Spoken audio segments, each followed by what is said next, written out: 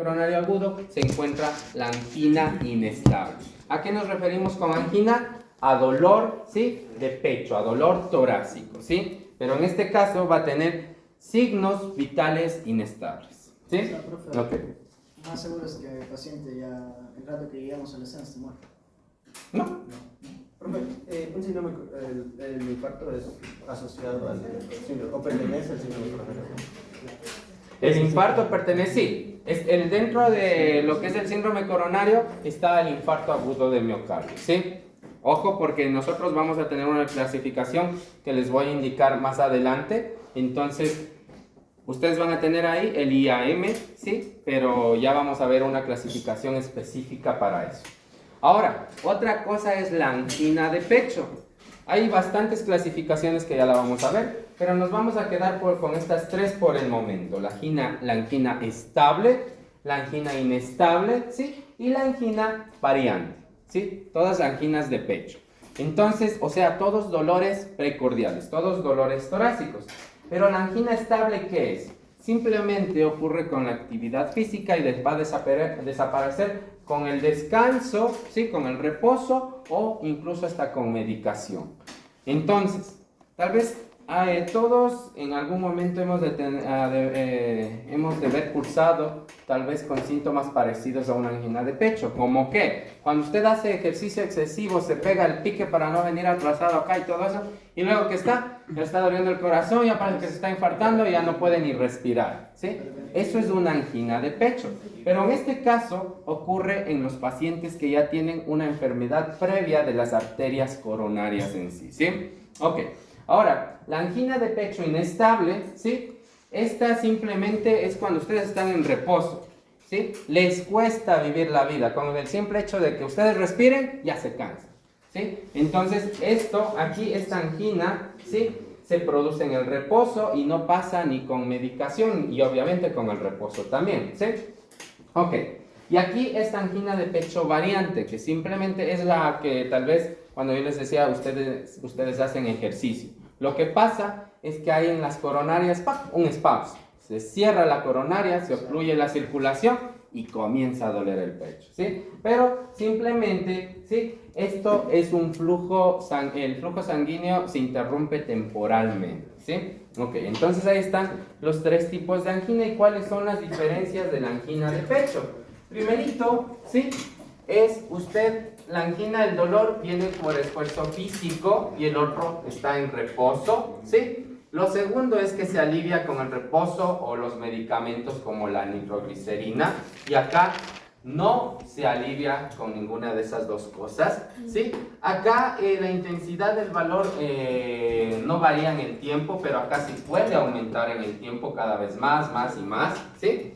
Aquí depende mucho de la bibliografía que ustedes estudien. La duración, por ejemplo, aquí dice que la angina estable dura menor a 5 minutos y allá es mayor a 5 minutos. Hay otros libros que dicen 10, 15, 20, 25 e incluso hasta media hora. Ya vamos a quedarnos con los números que vamos a estudiar más adelante, ¿sí? Ok, aquí los dos tienen una presentación de dolor opresivo que se irradia a brazo izquierdo, se irradia a mandíbula, ¿sí? Los dos son así mismo. Y por último, el uno nos puede causar, por ejemplo, síntomas generales como disnea, náuseas, vómitos, sudoración, pero el otro, aparte de todo eso, nos puede ya llegar a hacernos un infarto agudo de miocardio, ¿sí? Entonces, esas son las grandes diferencias. Y por último, esta angina vasoespástica o la variable, que era simplemente, acuérdense, la contracción de la arteria coronaria, ¿sí? Temporalmente. Ok, entonces aquí vamos a ver las definiciones también de otras cosas muy importantes. Ustedes ya saben qué es una placa de ateroma, qué es una arteriosclerosis y qué es una aterosclerosis, que son cosas diferentes. ¿Qué es la placa de ateroma? Simplemente la acumulación, ¿sí?, de diferentes estructuras como lípidos, grasas, sustancias de inflamación. Un montón de cosas se va acumulando, ¿dónde? En la arteria En las coronaria. paredes de las arterias, ¿sí? Eso es una placa de ateroma. Entonces la arteriosclerosis consiste en eso, ¿sí? En que esa placa de ateroma se vaya endureciendo, vaya creciendo con el tiempo, ¿sí? Y ya la aterosclerosis, que simplemente esa enfermedad ya se haya salido de control y simplemente obstruya un vaso sanguíneo, ¿sí? Entonces, definiciones diferentes, ¿verdad? Ok. Sí, obstruye completamente ya por la ruptura, ¿sí? De la placa de ateroma, obstruye ya completamente el vaso sanguíneo, ¿sí? Y esta es la definición de infarto agudo de miocardio. Tienen que tener todos los factores, ¿sí? Primero, obviamente, el infarto, cuando estamos hablando de un infarto, ¿qué es? Es un proceso de necrosis, en este caso, en el corazón, ¿sí? Asimismo, cuando hay un proceso de necrosis, se van a elevar las troponinas cardíacas. Ustedes ya vinieron estudiando y ya lo vamos a topar más adelante, ¿sí? Entonces, uno de los criterios que tiene que ser para hacer infarto, la elevación de las troponinas cardíacas, ¿sí? Que haya necrosis en el miocardio, que esté cursando con un cuadro clínico de isquemia, ¿sí? Y que se presenta al menos uno de los siguientes ítems. Primero, síntomas compatibles con isquemia, cambios en el electrocardiograma, ¿sí? Desarrollo de Q patológicas en el electrocardiograma, aparición de nuevas anomalías, ¿sí? En lo que es la contractibilidad cardíaca y asimismo en pruebas de imágenes y la muerte súbita. Dentro de esta de aquí de la aparición de nuevas anomalías también nos referimos a lo que son arritmias cardíacas. Puede aparecer cualquier ritmo, ¿sí? Tal vez puede causar un ritmo, puede aparecer, perdón, un ritmo de paro, ¿sí? Desfibrilable, no desfibrilable, taquicardias, bradicardias. Nos puede aparecer mientras está cursando un síndrome coronario agudo. ¿Por qué? Porque está dañándose, ¿sí? El músculo del corazón. Entonces, todos esos criterios deben cumplirse para hacer un infarto agudo de miocardio. Y si nos regresamos para lo que nos dieron en la escuelita, ya saben qué es el corazón, todo eso, las cosas muy importantes aquí. ¿Dónde se ocurre un infarto? A nivel de las arterias coronarias. ¿Cómo tenemos la clasificación? Arteria coronaria derecha, la izquierda, y la izquierda que se bifurca en la circunfleja, y la arteria descendente anterior. A veces acá tenemos una arteria descendente posterior. Y es aquí donde yo les decía, cuando vimos bloqueos de rama, ¿sí? Se bloquean estas cosas también. Por eso tenemos bloqueo de rama derecha, bloqueo de rama izquierda. ¿Qué más teníamos cuando el eje estaba desviado a la izquierda o a la derecha? Si estaba desviado a la izquierda, había un bloqueo del bloqueo de rama izquierda. ¿Qué más? ¿Ah? No, bloqueo de la rama anterior. Y hablando del derecho, bloqueo de la rama obviamente derecha y bloqueo de la rama posterior inferior. ¿Sí? No se olviden nunca esos criterios. Es más, porque nuevamente les voy a tomar eso en el examen final. Ok. Hablando un poco de cifras, ustedes ven aquí que 17 millones de personas en el mundo se mueren. ¿Por qué? Por enfermedades cardiovasculares, ¿sí? Esta es la primera enfermedad, ¿sí? Que va a matar o que está matando a nivel mundial a todas las personas. Se mueren como ¿qué? Como ratas, ¿sí? Entonces aquí ustedes ven que enfermedades de accidentes cerebrovasculares o enfermedades, ¿sí? Que afecten al corazón son una de las primeras enfermedades a nivel mundial que matan y siguen matando. Y hay estimaciones que para el 2030 nos vamos a morir, ¿qué? ¿O van a morir cuántas personas? 23.6 millones de personas por las mismas enfermedades. Y en el 2030 se prevé que siga siendo la primera causa de muerte, ¿sí? Entonces, si usted ya sabe, si usted tiene mala alimentación, mala dieta, un montón de factores de riesgo que usted ya sabe, entonces puede ser más propenso a desarrollar esta enfermedad. Yo quiero que vean esto de aquí, que es muy importante. Un infarto agudo de miocardio con elevación del ST, que es una de las clasificaciones que ya vamos a ver, pero con elevación del ST, simplemente se va a presentar entre un 25 y 40%. O sea, no es que todo síndrome coronario agudo va a ser un infarto agudo de miocardio con elevación del ST. No, sino de un 25 a un 40%, ustedes tienen esto. Sin elevación del ST, ustedes tienen a un paciente del 23%. Miren, en Europa, aquí dice 1 de cada 6 varones, ¿sí? Y 1 de cada 7 mujeres morirán, ¿sí? Somos más propensos a morir los hombres más que las mujeres, pero las mujeres, ¿sí? Son más propensas a crear cuadros de obesidad, ¿sí? Y también tener complicaciones por esto. Entonces, ojo por ahí, los dos tenemos el mismo riesgo, ¿sí? Ok, hablando de la fisiopatología, arteria sanita, placa de ateroma que está obstruyendo, ¿sí? Parcialmente una arteria y luego se puede romper y obstruirse totalmente la arteria, obviamente por formación de coágulos, de trombos aquí también. Y algo muy importante que yo quiero que ustedes sepan aquí, cuando se está obstruyendo parcialmente, ustedes en el electrocardiograma no van a ver una elevación del segmento ST, ¿sí? Ojo con eso, no hay elevación del segmento ST. Pero ya cuando se hace una ruptura completa como allá, o ya se bloquea totalmente esa arteria, ¿sí? Aquí ya van a tener una elevación del ST, a lo que se llama IMES, ¿sí? Un infarto de miocardio, ¿sí? Con elevación del ST. Acá van a entender un síndrome coronario agudo, se llama SCA-ST, ¿sí? Síndrome coronario agudo sin elevación del ST, ¿sí? Ok, que ya lo vamos a ver más adelante. Entonces esas son las diferencias específicas en el síndrome coronario agudo, ¿no? Ok, hablando de la cascada isquémica, primero se va a afectar lo que es la diástole en un proceso de isquemia, en un proceso de lesión, de necrosis, ¿sí? Y luego, como se afecta la diástole, ¿qué se afecta ahí? ¿La precarga o la poscarga? Luego se va a afectar la sístole. ¿Qué es? ¿Precarga o poscarga? Irán a estudiar. En mí lo mismo, en el curso anterior lo mismo en cuarto semestre. Ok, entonces cuando se afecta, ¿sí? Cuando se afecta tanto la sístole como la diástole, primero obviamente va a haber síntomas hemodinámicos y va a estar tal vez esta persona hemodinámicamente inestable. Va a aparecer alteraciones en el electrocardiograma, obviamente que va a cursar con el dolor anginoso, y esto puede causarnos arritmias, y si esa arritmia no se trata a tiempo, o incluso si el efecto isquémico que se está viviendo en ese momento, esa persona no se trata a tiempo, pues obviamente se va a morir esa persona, ¿sí? Entonces nosotros tenemos dos tipos, ¿sí?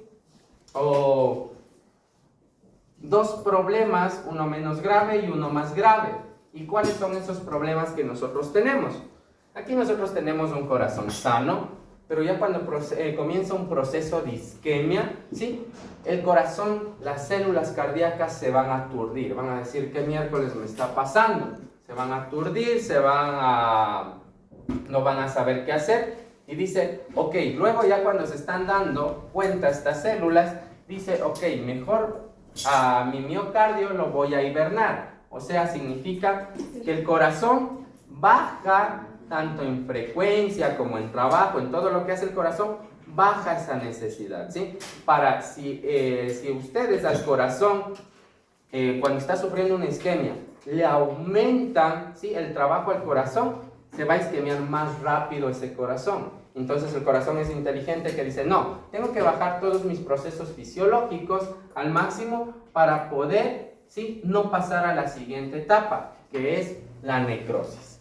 Hasta el corazón hasta el miocardio que se queda hibernado, la etapa es recuperable, ¿sí? O sea, yo que sé, de aquí a 6 semanas, a 3 meses, ese corazón, si se perfunde nuevamente, si se hace una reperfusión en las arterias coronarias, ¿sí? Que está tapando ese trombo de ahí, ¿sí? Que está fluyendo la sangre, entonces puede haber una recuperación total. Sin embargo, si no hay ese manejo en el paciente, ese manejo precoz, ¿sí? Ustedes van a tener una necrosis y obviamente se va a morir el corazón y por ende la persona también, ¿sí? Entonces es muy importante.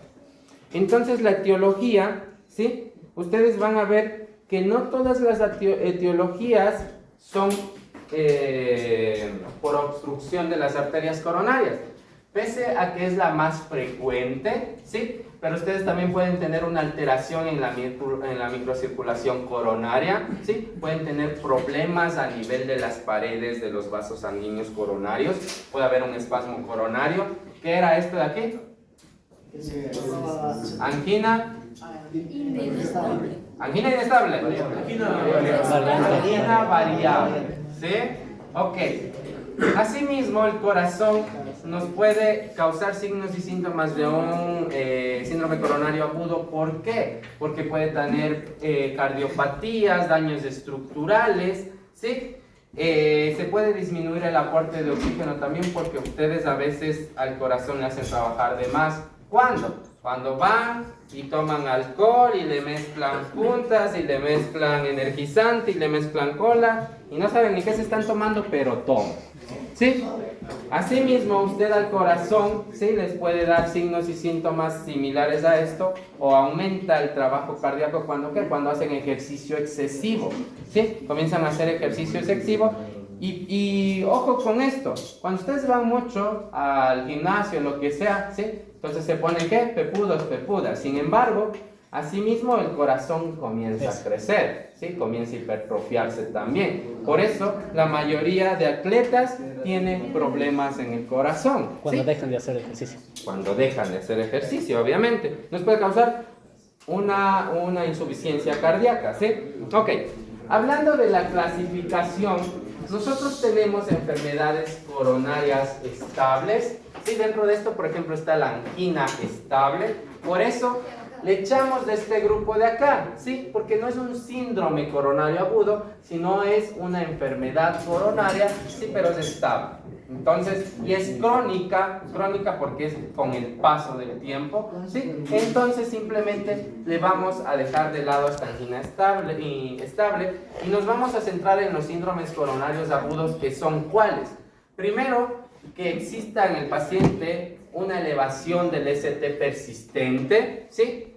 Que tal vez no haya un ascenso, ¿sí?, o un descenso del ST, pero, por ejemplo, que sí tenga un infarto, o sea, signos y síntomas de infarto, sin elevación obviamente del segmento ST, ¿sí? Que tenga una angina inestable o que tenga una angina variable, ¿sí? Ok, esta es la clasificación del AJA que yo quiero que se la grabe.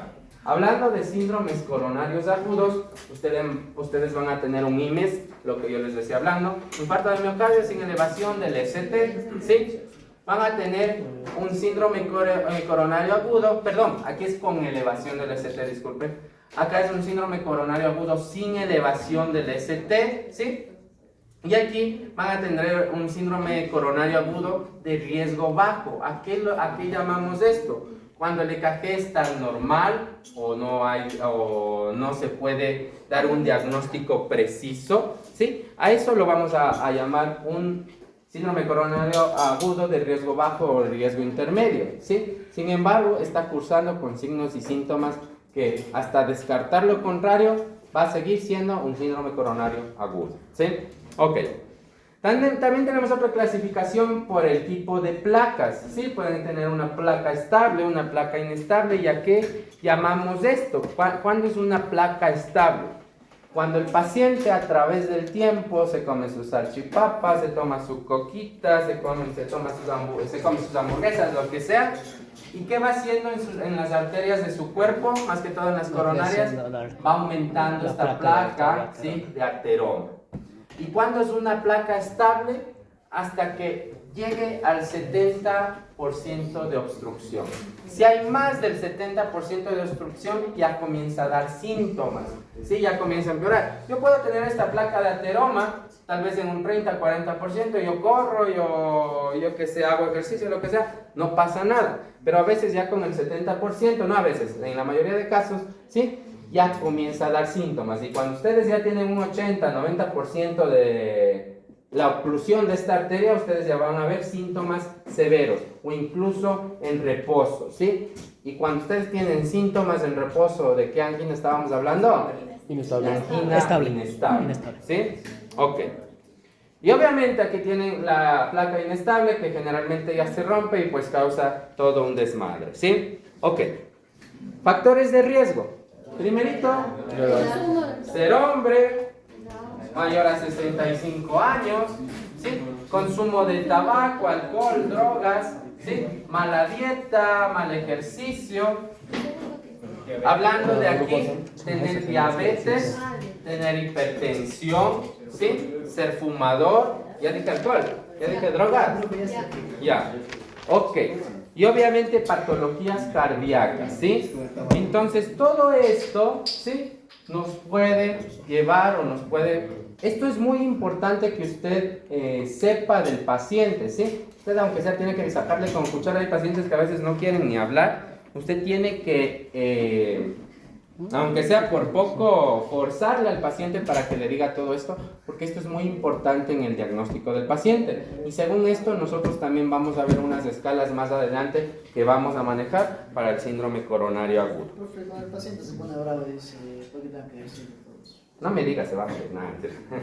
Aunque sea le saca al familiar o le explica, ¿sí? ¿Por qué tiene que saber esto? Porque según esto, pues yo hago mi diagnóstico, según esto, yo tengo que hacer el tratamiento para usted. Si usted omite información, yo le puedo dar un tratamiento que no es, puedo cometer una equivocación, no por mi parte, sino por la información que me da, entonces va a ser peor para usted. Se le explica de buena manera el paciente, ¿sí? Ok.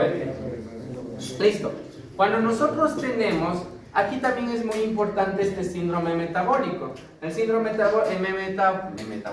metabólico está caracterizado ¿qué? Por triglicéridos altos, ¿sí? Por la presión arterial alta, ¿sí? Por la glucemia alta. Y obviamente súmenle a eso la obesidad. Entonces, eso es un gran factor de riesgo, el síndrome metabólico, ¿sí? Para poder cursar con un síndrome coronario agudo. Entonces, vamos hablando de signos y síntomas, ¿sí? De la angina estable, ¿sí? La angina estable puede ser atípica como puede ser típica.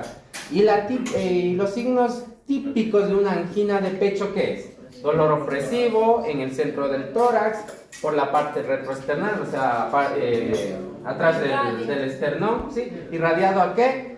A brazo izquierdo, lo que nos enseñan en los libritos y todo lado, ¿no? Brazo izquierdo, mandíbula, ¿sí?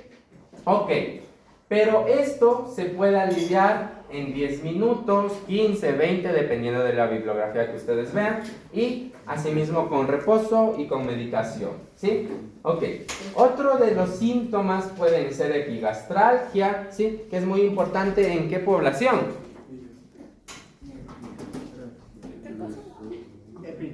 Una angina estable y tengo solo una epigastralgia, no tengo estos síntomas típicos. ¿En qué población solo encuentran una epigastralgia? Un dolor. Adultos mayores. ¿Bien? ¿Qué es cortejo vegetativo? Este cortejo vegetativo le puse aquí por algo, pero no me acuerdo. Disculpen. Ya para la siguiente clase. Ok. Hablando de la gravedad clínica del paciente, esto sí tiene que saberse al revés y al derecho. Y esta es una de las pruebas de examen, ¿sí? Aquí usted tiene una escala de la gravedad de la angina, ¿sí? De pecho, que está en 4 grados. La de primer grado, ¿qué significa? Simplemente que usted le hace al paciente correr unas 10 cuadras y obviamente así va a tener un dolor de pecho, va a tener tal vez ya problemas como que no puede respirar bien, tal vez se va a sentir cansado y todo eso. Pero eso que creo que tal vez en una persona normal pues va a avanzar 15 cuadras, ¿no? Sin factores de riesgo ni todo eso. Pero una persona que ya tenga tal vez por ahí una placa de ateroma, ya no avanza esas 15 cuadras, sino solo 10 cuadras, ¿sí? Entonces la clasificamos como grado 1. La grado 2, ¿qué es? Ya es una limitación, pero muy ligera, muy leve, ¿sí? Cuando, por ejemplo, ustedes suben escaleras o ya las cuestas, o tal vez ya hacen un ejercicio que ya no es tan extenuante, ya comienzan a cansarse. Si su paciente tiene eso, pues lo clasifica con una gravedad grado 2.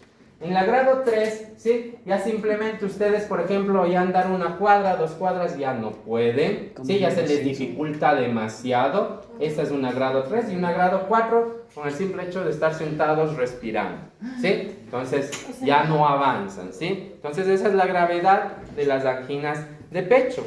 Entonces nosotros aquí también tenemos otro tipo de anginas, lo pueden revisar por favor. No me voy a meter mucho a esto, ¿sí? Porque lo que vamos a cursar o lo que vamos a utilizar es la gravedad de las anginas de pecho y la clasificación de las anginas de pecho, ¿sí? Ok, para lo que es síndrome coronario agudo, ¿cuáles ya son? Ojo, estábamos hablando de signos y síntomas de anginas, ¿sí? Ahora estamos hablando de signos y síntomas ¿de qué? De infarto.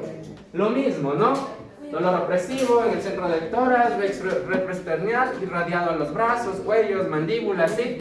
Pero ¿cuál es la diferencia? ¿Dura más de cuánto? 20 minutos. 20 minutos, ¿sí?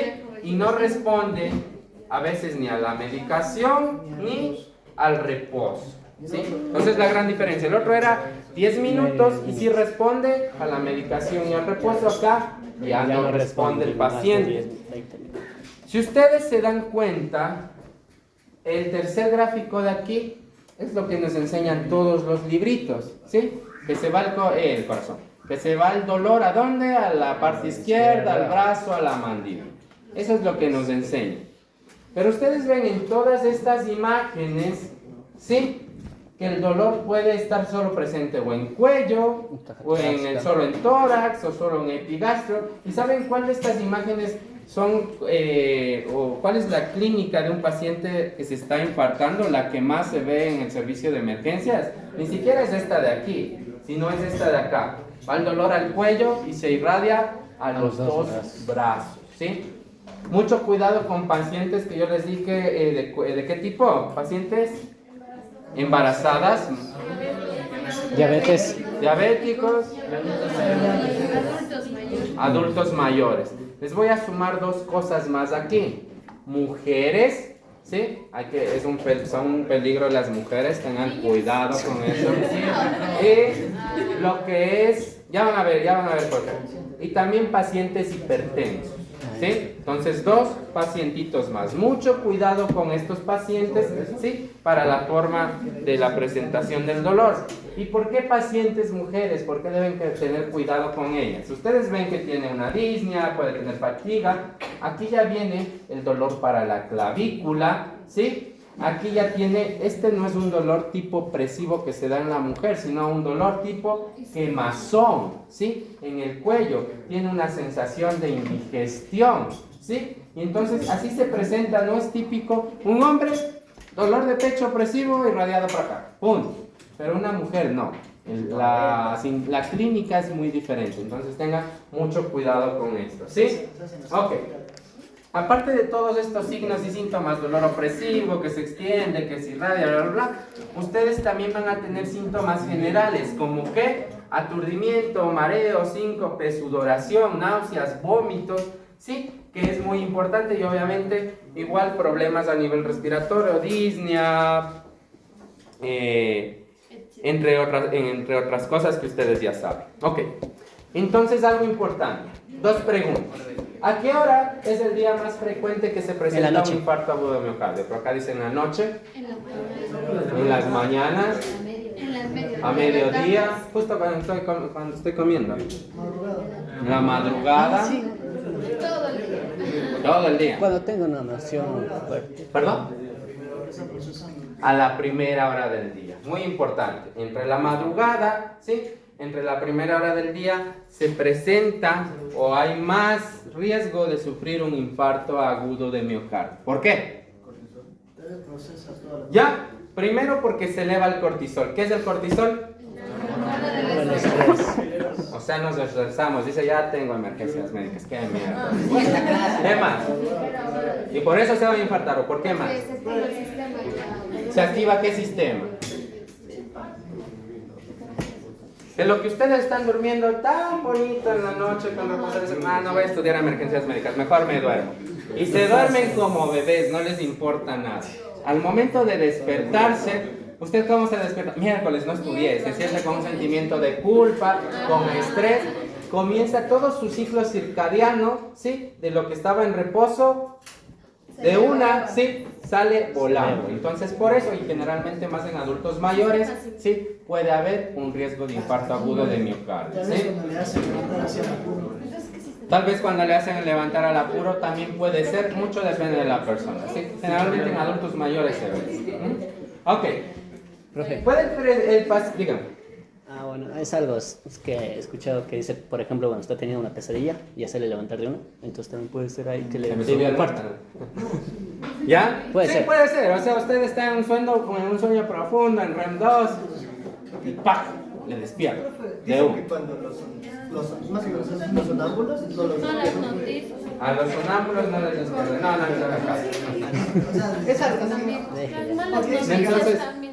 Tienen que tener mucho cuidado con las personas, más que todo, si usted está durmiendo, yo me aparezco a medianoche ahí diciendo estudia emergencias médicas, se van a asustar obviamente, pero no les va a dar un infarto. Ahora, Eso ¿cuál pasa a todos. es o qué personas tienen mayor riesgo? Generalmente los adultos mayores o las personas que ya están cursando con una enfermedad de arterias, me refiero a lo que es la placa de ateroma, ¿sí? Entonces, a esas personas sí, en otras circunstancias no. Y ya vamos a ver más adelante que también, miren, por ejemplo, bueno, ya les voy a contar más adelante, que los adultos mayores son más propensos a que van al bañito, ¿sí? Y tal vez tienen estreñimiento, comienzan a pujar, ¡pa! Infarto cerebral, infarto agudo de miocardio. O con el simple hecho de toser. Tosen, infarto agudo de miocardio, infarto cerebral. ¿Sí? Porque aumenta la presión intratorácica, aumenta la presión intracraneal y por ahí puede causar un infarto. ¿Sí? Entonces, Ok. cuando uno se levanta, la tensión arterial está alta. Claro, si ustedes ven cuando se levanta, comienza nuevamente de todos sus signos vitales que estaban en reposo, pues comienzan a elevarse un poquito. Y en la noche baja. En la noche, obviamente, vuelven al reposo nuevamente. Cuando reciben una noticia mala. También cuando reciben una noticia mala, cuando están con ansiedad y todo eso, no sé si como ustedes les decía, que una crisis de ansiedad puede llevar a un infarto agudo de miocardio, pues sí puede llevarlo, sí, entonces Pero ojo que sea con eso. duro. Por eso las noticias malas generalmente en los adultos mayores, me estoy infartando, ¿qué pasó antes? Me peleé con mi mujer, me peleé con mis hijos ya no me quieren, lo que sea, ¿sí? Ok, hablando de esta segunda pregunta, ¿un paciente puede presentar un infarto agudo de miocardio sin síntomas? Sí. Ya Sí, sabemos, perfecto. ¿sí? Ok. ¿Y cuál es el diagnóstico diferencial que yo tengo que hacer? Pericarditis, miocarditis, aneurisma de aorta o embolismo pulmonar, tromboembolia pulmonar, ¿sí? Ok, creo que estamos hasta ahí. ¿Tienen preguntas o dudas? Entonces vamos a ver los exámenes complementarios que tenemos que hacerle al paciente. Nunca se van a librar de mí y del electrocardiograma hasta este semestre, ¿sí? Todo va a ser hasta el final electrocardiograma. Con cada patología vamos a buscar electrocardiogramas. Y este está facilito, así que no sé qué. ¿Qué valorábamos en un electrocardiograma? Ritmo, frecuencia, eje, alteraciones en las ondas, segmentos y todo eso, y las patologías al último, ¿sí? Vamos por el ritmo. ¿Es un ritmo regular o irregular? Irregular. Regular. Aquí tienen de 1, de 2, de 3, a ver realmente, de 1, de 2, de 3, de 4, de 5, de 6, y tienen 3 derivaciones que no se cortan, así que vean en estas 3 derivaciones por lo menos. ¿Es ritmo regular o irregular? Regular. ¿Es ritmo sinusal o no? Sí, porque tiene P. ¿Ya? Tiene P, es ritmo sinusal. Ahora, ¿qué frecuencia cardíaca tiene si es un ritmo regular?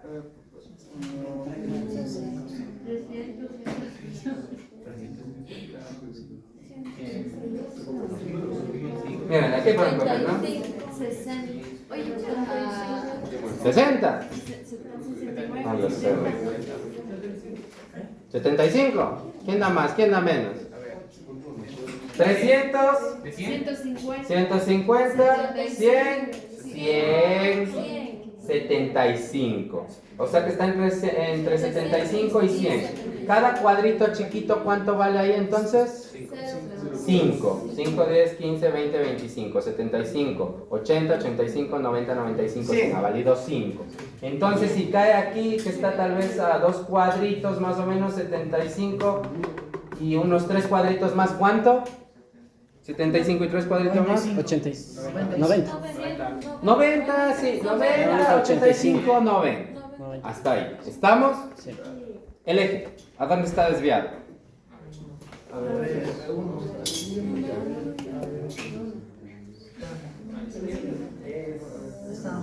No, es más negativo, es O una clase ya se olvidaron. izquierda. Normal, a la izquierda. Es que está De uno que está. positivo, A ver, ¿de qué está? negativo ¿Para dónde? y radial izquierda. Ya. Ya tenemos de que ahora vamos a ver las alteraciones en el electrocardiograma. Entonces, vamos a coger B5. B5 se ve clarito, ¿sí? Que hay una alteración, pero ¿qué alteración hay? Elevación del Vamos a ST. ver. Es onda P, ¿sí? Intervalo PR. ¿Está bien? No. ¿Cuánto vale la onda P? ¿Cuánto vale el intervalo PR? Yo le veo bien.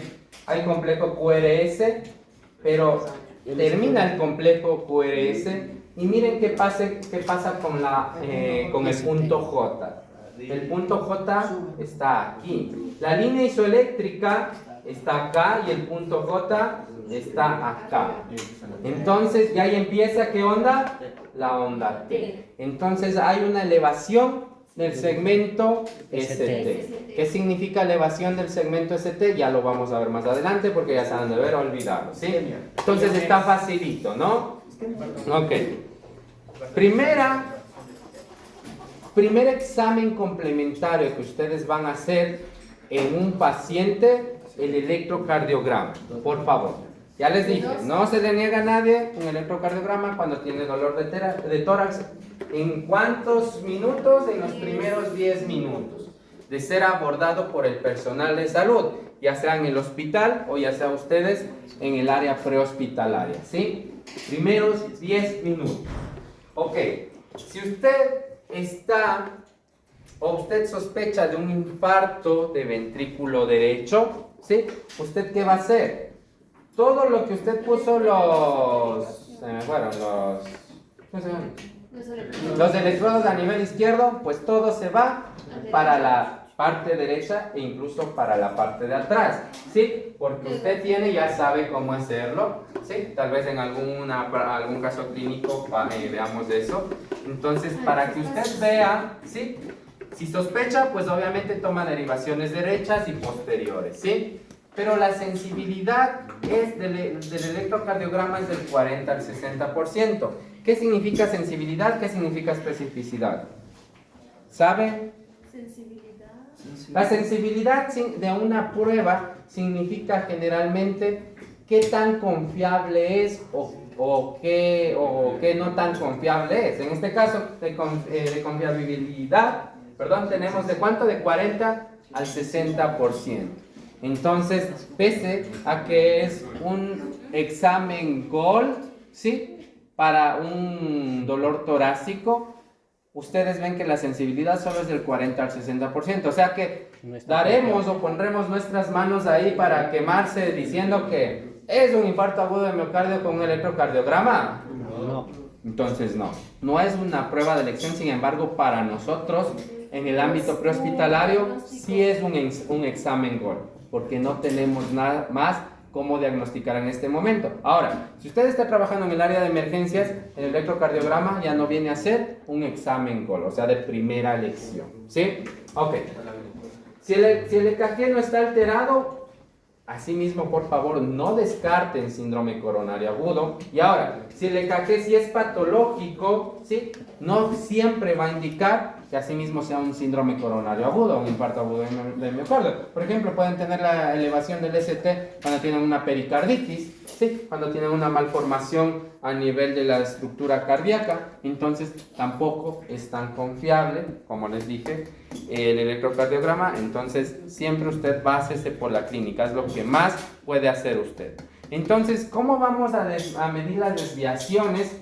Aquí ya hay criterios específicos para que ustedes sepan, ¿sí?, cómo interpretar un electrocardiograma con síndrome coronario agudo. Ya les voy a explicar más adelante esto. Ok, entonces nosotros vamos a tener hallazgos significativos, ¿sí? Vamos a tener hallazgos significativos de isquemia, de lesión y de necrosis. Y esta isquemia, lesión y necrosis puede pasar a nivel de ¿dónde? A nivel del subendocardio o a nivel del subepicardio. Hablando del subendocardio, ¿qué será eso? La mitad del corazón.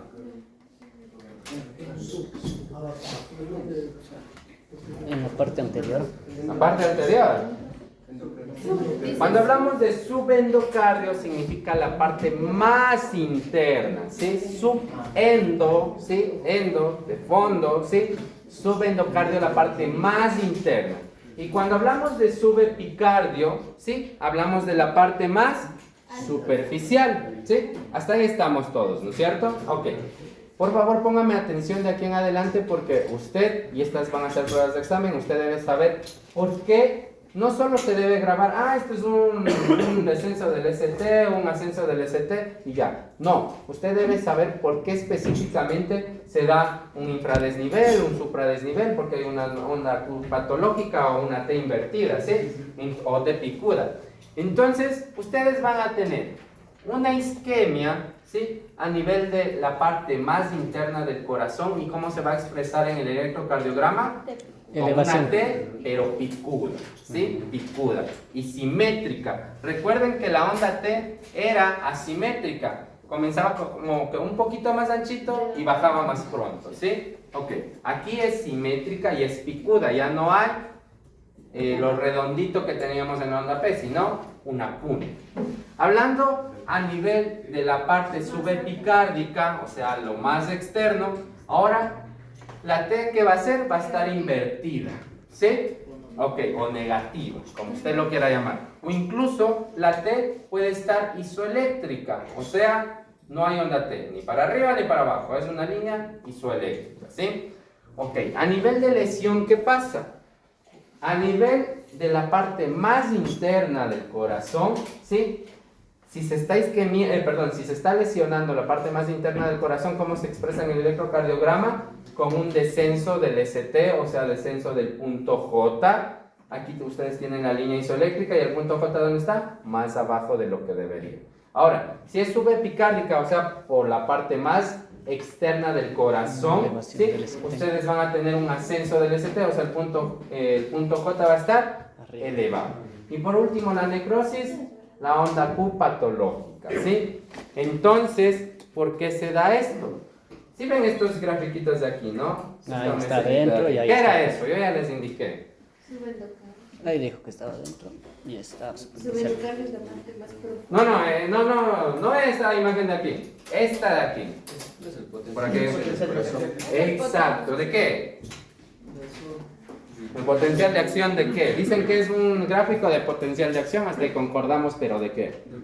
Del corazón, de las células cardíacas. Entonces recuerdan esa fase que era fase 0, fase 1, 2, 3, entraba potasio, salía sodio, entraba calcio, salía todo el potasio. Todo eso está expresado aquí, ¿sí? Ok. ¿Y qué pasa en la parte normal, ¿sí? De lo que es el potencial, o qué pasa en el potencial de acción normal del corazón? Deme leyendo, por favor. En condiciones normales, el potencial de acción del subendocardio es mayor que el potencial de acción del Pericardio. pericardio. O Por epicardio. este motivo, en un encaje normal, la onda T suele ser positiva. ¿Entendieron? No. O sea que en el subendocardio siempre va a ser positivo y en el subepicardio va a ser siempre negativo. En Miren, la parte más profunda. aquí ustedes tienen el potencial de acción. El subendocardio, recuerden, es la parte más interna y el subepicardio, la parte más externa. Hablando del endocardio, ustedes tienen el potencial de acción, pero ¿qué pasa con esta meseta? Es un poquito más mayor a esta meseta de acá. O sea, ¿cuál está más anchita? La subendocárdico. El subendocardio y el subepicardio está como que menos ancha, ¿no es cierto? La amplitud está más Entonces, corta. por eso ustedes tienen que, o se dibujan en el electrocardiograma que una onda T, ¿sí? Por este potencial del subendocardio. Hasta ahí estamos todos, ¿no es cierto? Ok, ahora sí vamos a complicarles la vida entonces.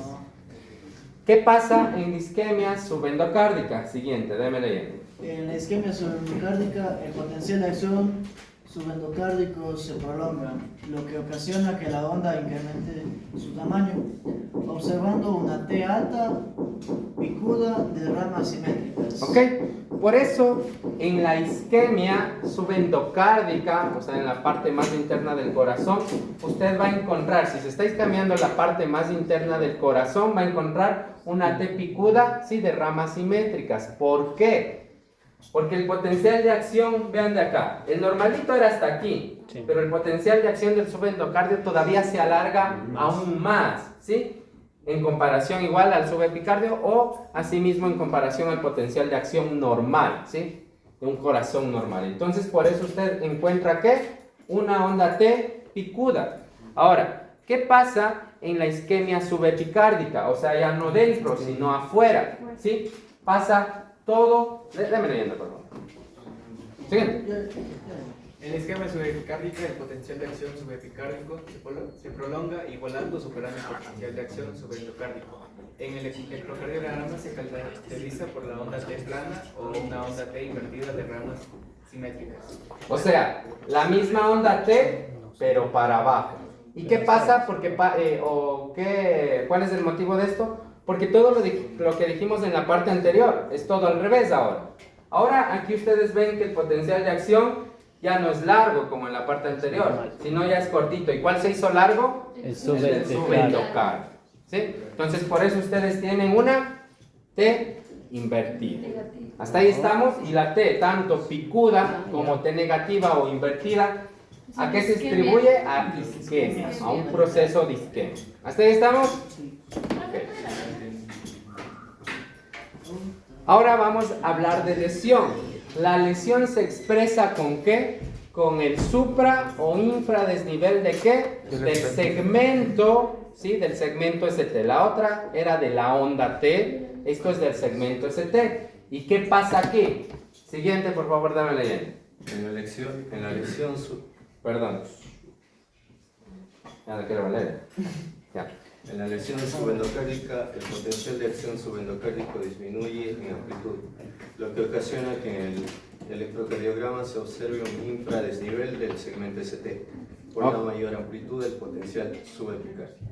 Ok, entonces en la lesión subendocárdica, ¿qué va a haber? Un infradesnivel. Hasta ahí estamos todos, ¿no es cierto? ¿Y por qué pasa? ¿Por lo mismo de lo que dijimos anteriormente? Exacto. Ahora ya no estamos hablando de ancho, sino estamos hablando de amplitud, de altura. Miren la parte de acá atrás, ¿sí? Miren la altura de este potencial de acción. Ahora comparen con este potencial de acción. Es más corto, ¿sí? Entonces, ¿perdón? También se hace más ancho. Sí, un poquito más ancho, pero hablamos más que todo de amplitud. Y recuerden que el ancho, sí, es lo normal en subendocardio, sí, que en subepicardio es lo normal. Entonces, hablamos de amplitud más que todo. Y por eso ustedes tienen un infradesnivel del segmento ST. Y hablando del supradesnivel, es todo lo contrario, ¿sí? Ahora, ¿quién se rebaja en amplitud? Ya no es el subendocardio, sino el subepicardio. Por eso tienen un signo de bandera o un supradesnivel del ST. ¿Está comprendido aquí? Para isquemia, ¿qué ocupábamos en el electrocardiograma? Las ondas T. Para la lesión picuda, obviamente si es picuda y tenemos una onda positiva, una onda T positiva picuda, ¿qué significa eso? Isquemia y la Subendocárdico. Ya subendocárdica y para abajo invertida. La supercárdica. Ok. Hablando de lesión, ¿qué segmento era? El segmento ST en amplitud, ¿sí? Hablando de subendocárdica, ¿qué va a haber? ¿Un infra o un supra? Infra. Un infra, ¿sí? Y hablando de subepicardio, un supra. Aquí yo les hago una pregunta. ¿Qué lesión piensan que usted es la más grave? ¿La del subendocardio o la del subepicardio? La subendocardio. La subendocardio. La del subendocardio. Yo, ¿por qué? Alce la mano el que dice subendocardio. Yo le doy el porqué. Yo le doy el porqué. A ver, primero alce la mano el que dice subepicardio. Tal vez alguien. Yo le doy el porqué. Ya, él me va a decir el porqué. Usted dice subendocardio. Sí. Ya, todos los que dijeron subendocardio tienen 0. Pero me va a decir por qué. Veamos a ver. La más grave, dijo. Sí, la más grave. ¿Por qué? Usted dice que eso endocardio está mal, ¿no? Defiéndase. Entonces ya me dijo. Algo externa, tal vez. Mi idea era que porque va dañando de adentro hacia afuera. Se daña de adentro hacia afuera. Esa es una gran idea, pero está todo al revés. Aquí va la explicación. Las arterias coronarias van de adentro para afuera. No, Las arterias van de afuera para adentro. Si yo tengo un trombo, una oclusión a nivel interna, ¿sí? Se va a dañar solo esa partecita interna. Pero ahora, si yo le corto, ¿sí? El flujo sanguíneo desde la parte de afuera, ¿qué pasa? Se va a dañar todo esto, ¿sí? Entonces ya saben cuál es la lesión más grave, que es subepicárdica, ¿sí? Ok. Vamos a hablar de los criterios electrocardiográficos del supra-ST. Son específicos. Ahora usted ya no me puede, usted ve un electrocardiograma y ve un signo de bandera y me dice, es infarto. No, ya no me puede decir eso porque ya ahora sí hay criterios específicos, ¿sí? Entonces sí, tal vez yo pongo un signo de bandera por ahí, pero no cumple ese criterio específico y entonces no es un síndrome coronario agudo, entonces tiene 0. Entonces, ¿cuáles son los criterios específicos? Primerito, el punto J, ¿sí? Tiene que aparecer en dos derivaciones contiguas o continuas, ¿sí? O sea, B1, B2, B3, B4, B5, B6, D1, D2, D2, D3 o de 1 ABF, de 2 ABF, ¿sí? Todo tiene que estar en dos derivaciones o más, ¿sí? O sea, el punto J elevado, ¿sí? ¿Hasta ahí estamos? Ok. Luego, ustedes aquí van a tener un punto de corte. Que este punto J, ¿sí? Tiene que estar mayor o igual a 1 milímetro. O sea, ¿cuántos cuadritos? Un cuadrito. Hablando del punto de corte, estamos hablando de energía, ¿no? ¿Sí? Entonces, un cuadrito para arriba o más, excepto, ¿sí? En B2 y B3, porque aquí cambia, ¿sí? Si usted aquí tiene menos de 1 milímetro en el punto J, no es síndrome coronario agudo. Entonces, 0 si pone eso, ¿sí? Entonces, cuidado, ¿no? Ahora, pero en B2 y B3 cambia. ¿Y qué cambia? Aquí en B2 y B3 tenemos un punto de corte. ¿De cuánto? De 2 milímetros o más. ¿Cuántos cuadraditos? 2. Pero en hombres mayores, ¿a cuánto? A 40 años. Y de 2.5 milímetros, o sea, ¿cuántos cuadritos? 2 cuadros y medio, ¿sí? En en hombres menores de 40 años. Y en mujeres, independientemente de la edad, ¿cuánto debe ser en B2 y en B3? Mayor a 1.5. Criterios específicos para síndrome coronario agudo, ¿sí? Para lo que es el supra-ST. ¿Está entendido? O sea, si uno de ellos cambia, ya no es síndrome. Ya no, puede ser otra cosa. ¿Sí? Puede ser otra cosa. Puede ser una miocarditis, una pericarditis, entonces ya son cosas específicas, ¿sí? Ahora hablando de la onda T. ¿Qué pasa con la onda T? Asimismo, ¿sí? Si ustedes tienen una depresión del ST, ¿sí? Ustedes van a tener este 0.5, ¿sí? ¿Cuánto es 0.5 milímetros? Medio cuadro. No. Medio cuadrito. Menos. No. La mitad. Como tres La mitad de la mitad. partes del cuadro. 3 partes del Tres cuadro. cuadritos. 3 cuadritos, Ah, ¿seguros? 2,5. 0.2. ¿Cuánto? 2,5. 2,5 cuadritos. ¿Cuánto vale cada cuadro? 0.04. ¿Sí? Si es 0.5 milímetros, 2 cuadros y medio. ¿Sí? Ok. Entonces aquí, asimismo ustedes tienen que presentar, ¿sí? En la onda T, ¿sí? lo que es 0.5 milímetros en más de 2 derivaciones continuas, de 1, de 2, de 3, de 4, de 5, de 6, lo que sea. Hablando de esto, de 1 y de 2, ¿a qué cara corresponde del corazón? Anterior. ¿Anterior nomás? Y septal. No, no, septal no. Anterolateral. ¿B3 y B4? Antero-posterior. Ahí sí.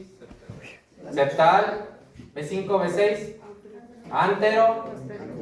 Antero posterior e inferior. ¿Sí? Ok. Listo.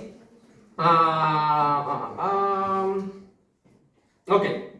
Entonces, esto está entendido, ¿sí? Tanto de los supra infradesnivel y de la inversión de la ST, ¿no es cierto? Ahora, ¿qué pasa con la onda Q patológica? ¿Sí? Tiene que cumplir estos criterios. Primero, tiene que tener una duración mayor a 0.04 segundos en este caso, ¿sí? ¿Cuántos cuadritos? 0.04. Dos cuadritos. Dos. Medio. Es un medio. Mayor. Cuadro. Que aparezca la onda Q en derivaciones que generalmente no esté prominente, ¿sí? ¿En qué derivaciones no está prominente la onda Q? B1, B2, ¿sí? ¿Dónde está más prominente? Tal vez B3, B4, por ahí. En D1, ¿cómo está la Q? En D. En D1. D. Invertida. Aparecerá en D1 la onda Q. No. Y en D3, en D1 generalmente recuerden la progresión, asimismo recuerden la progresión del complejo QRS o de las ondas RR, ¿sí? Entonces, de B1 a B6, en B1 ¿cómo está la R? Va creciendo poquito, en B2 más, en B3 más y asimismo la Q, ¿sí? En B1 y B2 la Q se verá o no se verá? No se ve. En B3 y B4 ya se ve un poquito más. Y en B5 y B6 ya se ve más. ¿Sí? Entonces ustedes tienen que buscar la Q. ¿Dónde? Donde normalmente no se ve. Donde no se ve. Donde no se ve. Si es ¿sí? que se ve, entonces Ok. ya... Y donde alcance el tamaño, ¿sí? De 1/3 de la onda R. O sea que por lo menos mida 1/3 del tamaño de la onda R normal. Como la Q es negativa y la R va a ser positiva, entonces que sea por lo menos de 1/3, ¿sí? Ok, en comparación a la onda T. Entonces, ya saben, electrocardiograma para lo que es prehospitalariamente examen GOL, pero es examen GOL para la parte hospitalaria. No. Aquí tenemos las troponinas cardíacas como segundo examen complementario. Ustedes ya me han dicho todo lo de las troponinas. ¿Cuándo se produce una troponina? Cuando hay un daño del corazón, de las células cardíacas, comienzan a isquemiarse, a lesionarse y se despide a la sangre las troponinas cardíacas, ¿sí? Y se despide a la sangre estas troponinas cardíacas y por eso hay la elevación de las troponinas cardíacas. Tenemos de 3 tipos, la C, la T y la I, ¿sí? ¿Y cuál vamos a utilizar nosotros aquí? La T y la I, ¿sí? Ok. Entonces, hablando de troponinas cardíacas, la clínica y el EKG que ustedes hacen no va a ser suficiente. Por eso, como parte del tratamiento prehospitalario, tal vez si ya se actualizan las guías y por la parte pública el Estado nos da los recursos o la parte privada tal vez compra sus troponinas cardíacas, sí se puede hacer prehospitalariamente como parte, ¿sí?, de lo que es el manejo del paciente de síndrome coronario agudo. Tal vez en algún tiempo, en unos 5 o 10 años, pero de que se hace, se hace. Diga. O sea, en Ecuador aún no hacemos eso.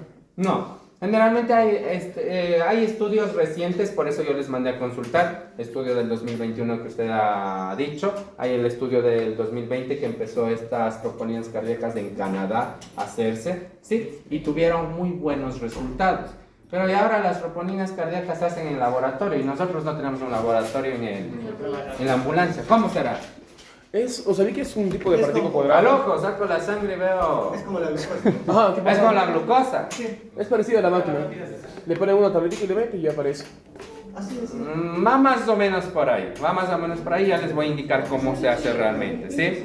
Ok, El examen GOLD para diagnosticar infarto agudo de miocardio, ¿cuál va a ser? Tropóninas. Tropóninas.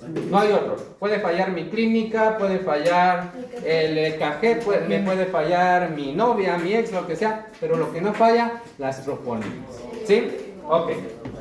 Aquí, muy aparte de esto, es un proceso, las troponinas intervienen en el proceso contráctil del corazón, ¿sí? Se liberan al torrente sanguíneo ¿desde qué tiempo a qué tiempo?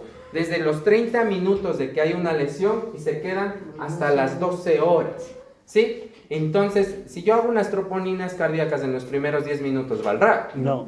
No, ¿sí? A partir de los 30 minutos. Lo que yo estaba leyendo decía que más o menos empieza progresivamente a darse a las 3, 4 horas y el pico máximo es de 2 a 24. Depende de qué troponina.